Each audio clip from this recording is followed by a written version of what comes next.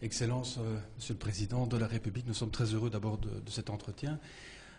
Nous suivons depuis déjà quelques années tout un travail sur la souveraineté alimentaire. On a constaté par exemple qu'au Cameroun, des organisations paysannes demandent à ce que l'État soutienne fermement l'agriculture, beaucoup plus qu'elle ne le fait pour l'instant. Ici, vous avez une priorité, c'est le monde paysan, l'agriculture. C'est un peu rare en Afrique de le dire comme cela. Donc, est-ce que vous pouvez encore nous rappeler cette priorité que vous avez ici au Niger? Très bien.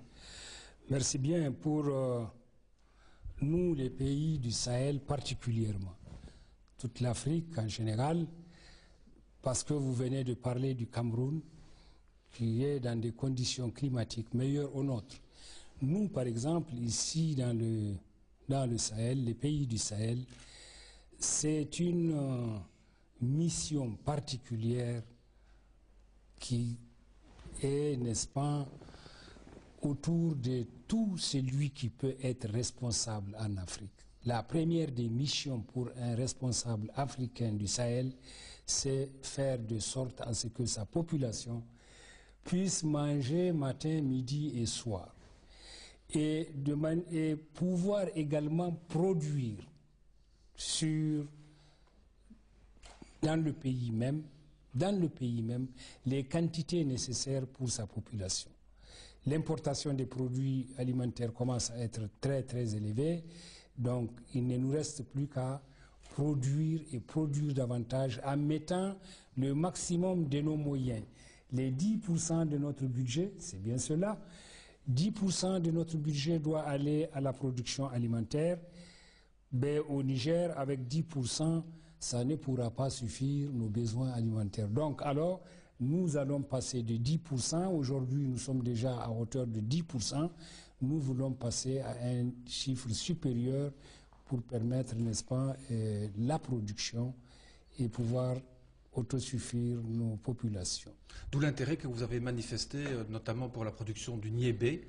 Vous avez soutenu financièrement la production de niébé. Est-ce que vous pouvez nous rappeler le mécanisme de soutien que vous avez mis en place?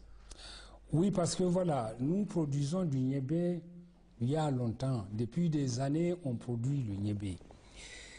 On a tout le temps parlé de la lutte contre la pauvreté en Afrique, lutte contre la pauvreté. Mais alors, quelquefois, moi, personnellement, je me suis dit, avec ceux qui voulaient bien m'entendre, mais lutter contre la pauvreté sans pouvoir donner les moyens nécessaires à la population pour que dans les foyers, les familles, on puisse lutter contre la pauvreté, je ne vois pas la voie par laquelle on peut, n'est-ce pas, atteindre cet objectif. Si on doit lutter contre la pauvreté, valorisons les produits de nos paysans en les achetant forts, leur permettant de gagner suffisamment l'argent nécessaire pour pouvoir lutter contre la pauvreté, aller à l'école et faire de sorte à ce que sa famille soit en bonne santé et puis se donner le minimum qu'on peut, n'est-ce pas, se donner en tant que père de famille, en tant que personne humaine. Donc, ma conviction réside là. Il faut que l'État aille en direction de la population, aider à commercialiser les produits du paysan, lui donner l'argent frais et exporter ces produits exportables au plus loin pour pouvoir, n'est-ce pas, le vendre plus cher. Et l'année d'après, améliorer le prix du kilo par rapport à l'année 2008, par exemple au Niger.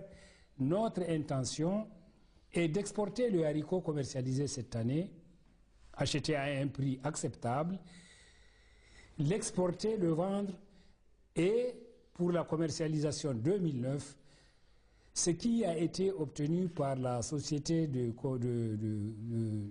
commercialisation du haricot, on partage de manière à ce qu'on augmente en 2009 le prix du kilo au haricot. Mais ce n'est pas tout. Il faut également produire autre chose qui n'est pas seulement que le haricot. Il faut produire le sésame. Il faut produire l'arachide. Voilà un peu des produits exportables au loin et qui peuvent faire le bonheur de nos populations. On a bien compris votre souhait de consolider le marché local, national. Il faut absolument le faire. On a depuis quelques années entendu beaucoup de responsables, représentants d'organisations paysannes du Nord, du Sud, qui craignent énormément la signature des accords de partenariat économique. On a entendu depuis déjà ces derniers temps énormément de cris d'alarme. J'aimerais connaître la position du Niger par rapport à cette signature qui maintenant, normalement, doit se faire de région en région, mais on sait que l'Union européenne essaye aussi, pays par pays, pour essayer de diviser ces régniers. Quelle est l'attitude du Niger par rapport à ça? Nous, pour ça, nous ne sommes pas d'accord. On l'a dit et répété, nous ne sommes pas prêts à signer, n'est-ce pas, cet accord. Non, il faut nous laisser libres d'aller, n'est-ce pas, nous servir où on veut. Nous sommes indépendants, nous sommes souverains, laissez-nous respirer s'il vous plaît et puis pouvoir au moins aller acheter ce qu'on veut où on veut. L'offre et la demande. La loi du marché commande. Il ne faut pas qu'on nous ramène encore à des situations des années 50 s'il vous plaît. C'est dépassé ça. Maintenant celui qui veut signer, il n'a qu'à le signer, il est libre. Chacun est libre, n'est-ce pas? Mais au Niger, nous voulons cette liberté d'aller, n'est-ce pas, faire des coopérations avec d'autres pays de manière à ce que les choses puissent avancer normalement. Nous voulons nous servir où on veut, s'il vous plaît. Vous serez donc prêt à lutter contre tout le lobbying? Je ne lutte pas contre, mais enfin moi je ne le ferai pas. Voilà. Parce que celui qui veut aller est libre d'aller. Et si un jour l'Union européenne dit, contrairement à ce qui a été annoncé tout à l'heure ce matin, les 150 milliards, on ne peut pas les mettre parce que vous n'avez pas signé les accords de partenariat. Ça va. Vous m'avez entendu dire tout à l'heure, 50 ans d'aide, ça va. On nous a aidés pendant 50 ans, nous les remercions. Ils n'ont qu'à continuer à nous aider s'ils le veulent bien, mais si c'est pour ça qu'on doit rompre, on va rompre. C'est-à-dire que nous tenons à notre souveraineté, à notre indépendance. Voilà. Ça n'a pas de prix, ça. Le soutien aux organisations paysannes, c'est aussi une priorité, mais une organisation paysanne, une plateforme, c'est aussi parfois un contre-pouvoir. Ça ne fait pas peur, ça? Ouf! On n'a peur de rien dans la mesure où on est venu servir le peuple. On est élu. On est à sa disposition. La preuve, vous l'avez vu au Niger, comment on vit avec nos populations. On vivait bien hier matin, non? Ensemble. On respirait bien. Vous l'avez vu, vous l'avez senti. Donc voilà. Si vous avez peur de vos populations, mais enfin, vous partez quoi, c'est pas la peine d'attendre. Il n'y a rien à faire. La politique, c'est bien ça aussi. Le fait de pouvoir écouter comme ça les paysans, le jour de cette journée spéciale du paysan, c'est important à vos yeux de pouvoir écouter comme ça le paysan? Oui, oui.